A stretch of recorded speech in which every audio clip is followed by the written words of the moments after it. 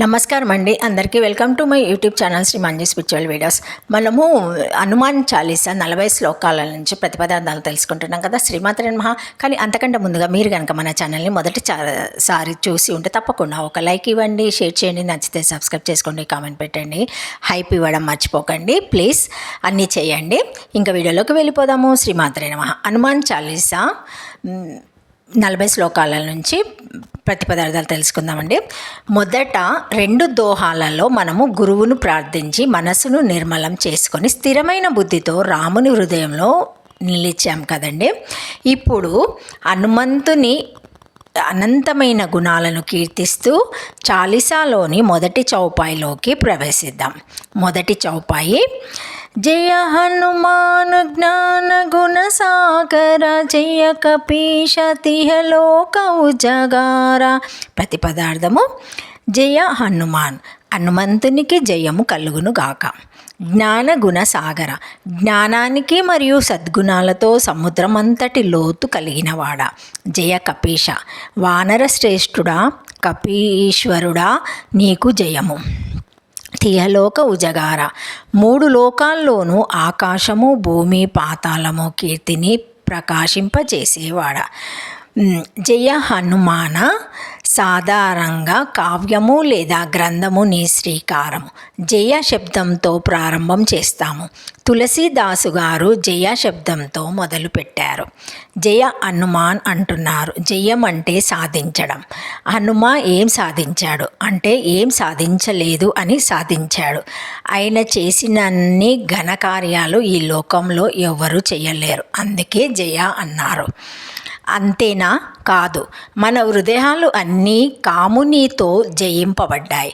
హనుమ హృదయము రామునితో జయింపబడింది. అలా రాముని చేత జయింపబడిన హృదయం గల హనుమకు నమస్కారం చేస్తున్నానని మొదలుపెట్టారు. హనుమాన్ చాలీసాతో ఏం పొందాలి అనుకున్నారో మొదటి పదములోనే చెప్పారు స్వామి. హనుమ, నీవు ఎలా అసురి శక్తులతో నిండిన లంకను జయించి కాల్చి సీతమ్మను తిరిగి రామునితో కలిపావో, అలాగే దుష్టబుద్ధులతో నిండిన నా మనసును కూడా జయించి నాలోని దుష్టత్వాన్ని దగ్ధం చేసి హృదయంలో నీవు జయం చేసి జీవుడనే సీతను రాముడనే పరమాత్మతో కలిపి మోక్ష పట్టాభిషేకం చేసి స్వామి అని కోరటం ఇందులో ఉన్న రహస్యం. జ్ఞాన గుణసాగర, జ్ఞాన సముద్రుడు.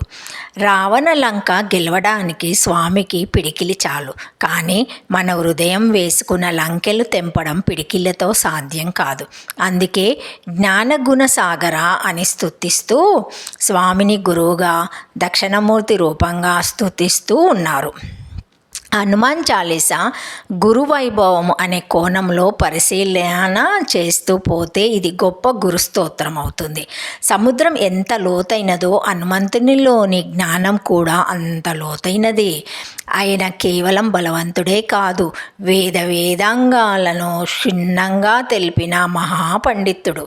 మనం హనుమంతుణ్ణి వేడుకుంటే సముద్రం నుండి వచ్చే అలల వలె ఆయన నుండి జ్ఞానం మరియు మంచి గుణాలు మనకు అందుతాయి. అలా జ్ఞానాన్ని నాలో నింపి అజ్ఞానం తొలగించు అని వేడుకోవడం.